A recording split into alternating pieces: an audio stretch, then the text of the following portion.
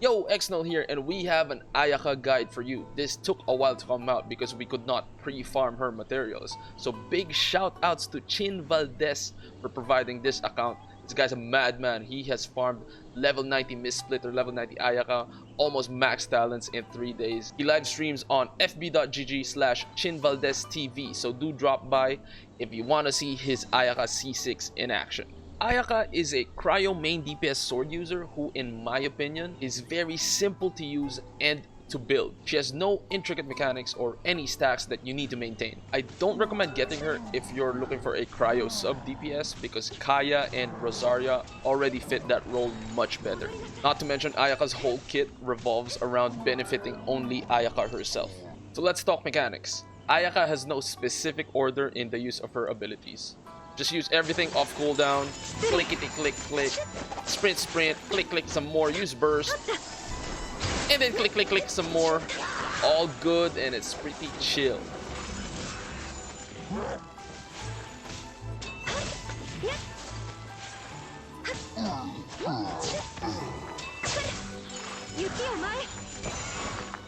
There you go.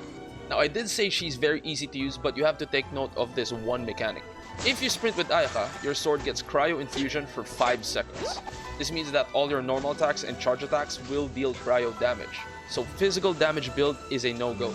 With that in mind, you will have to sprint at least once every 5 seconds to maintain 100% uptime on your cryo normal and charge attacks. She also has 2 buffs from her talents. One is, after using her elemental skill, she gains 30% increased damage on normal attack and charge attack. So you do elemental skill and you have 30% more damage on your normal attack charge attack for 6 seconds. And the second buff is when she comes out of the sprint and applies cryo to opponents, she will get 18% cryo damage bonus for 10 seconds. Both of those buffs are not something you have to think about. You just play normally, use your skill off cooldown, sprint every 5 seconds, and you get both buffs. So again, very easy to use.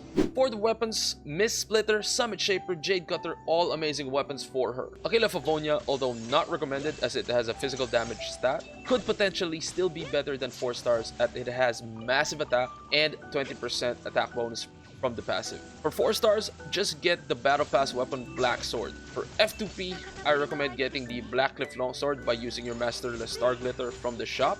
Or if you don't have that currency, you can craft the new craftable sword Amenoma Kageuchi. Sadly, Prototype Rancour is not a viable option for F2P as it has a physical damage stat. The Flute is your last option if you can't get any of the others mentioned. For the artifacts, easy, just slap a 4-piece Blizzard Strider on her, you get that juicy 40% crit rate if you use a Hydro sub DPS like Xingqiu, Barbara, or Mona. For the main stats, you would want attack percent on your Sands, cryo damage bonus on your Goblet, and crit damage on your Circlet. For the substats on the artifacts, you still want to prioritize both crit rate and crit damage on your artifacts. Now, depending on your weapon choice, if you use Jade Cutter or Black Sword, both of which give crit rate, and whether you use Cryo Resonance, which gives 15% more crit rate, you may get too much crit rate and therefore will have wasted stats. In this case, you must focus on crit damage in the substats of your artifacts. Another viable option is to go for the 2-piece Blizzard and 2-piece Gladiators if you have high crit rate with your weapon and substats of the artifacts. For Constellations, you don't really need the Constellations, but C1 is a great value because it does reduce the cooldown of your elemental skill. Now take note, the elemental skill has a 10-second cooldown and the damage buff that it gives only lasts for 6 seconds. So if you have C1, that will help with the uptime of the damage boost from the elemental skill. C2, you get 2 more mini death balls, not really a big deal. C4 decreases defense of enemies by 30%, but we're really heading towards mega whale territory. This offers some sub DPS opportunities for Ayaka and especially C6 as well, because every 10 seconds you get a big fat damage bonus on your charge stat. Now, this is a big damage boost, but again, it's only every 10 seconds. Not that big of a deal. So C4 and C6, if you're a whale, you can turn your Ayaka into a sub DPS. For the team comp, I recommend using a Hydro sub DPS to keep enemies frozen while using Ayaka. In order of most recommended, we got Xingqiu, And then you can also go with Barbara or Mona. Now you add one animal character like Sucrose or Kazuha to help spread the Hydro and Cryo effects and keep enemies frozen. The last spot is a flex pick. You can add a shielder, an attack buffer like Bennett, or add another cryo for the cryo resonance. Just take note that doing any elemental reaction with Pyro, Electro, and Geo in the form of Shatter will end the frozen state of enemies.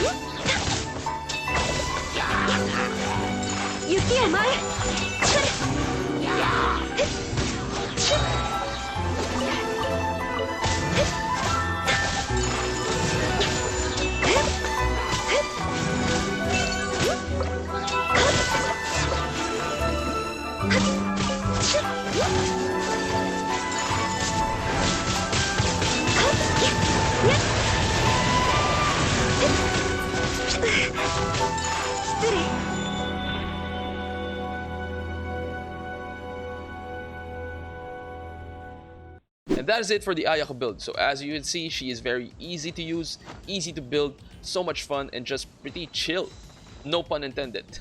If you don't like complicated mechanics and you want a main DPS who's really cute, just get Ayaka. It's that simple.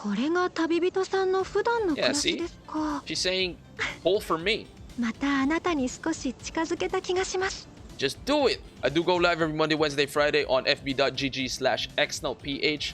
And if you want to join a community of Genshin lovers, check out discord.gg/xnull. Alright, I'll see you in the next video. There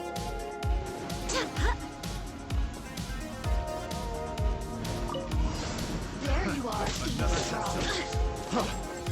Rain outlines your brain cutter. Dodge this! Whoa! He did dodge it.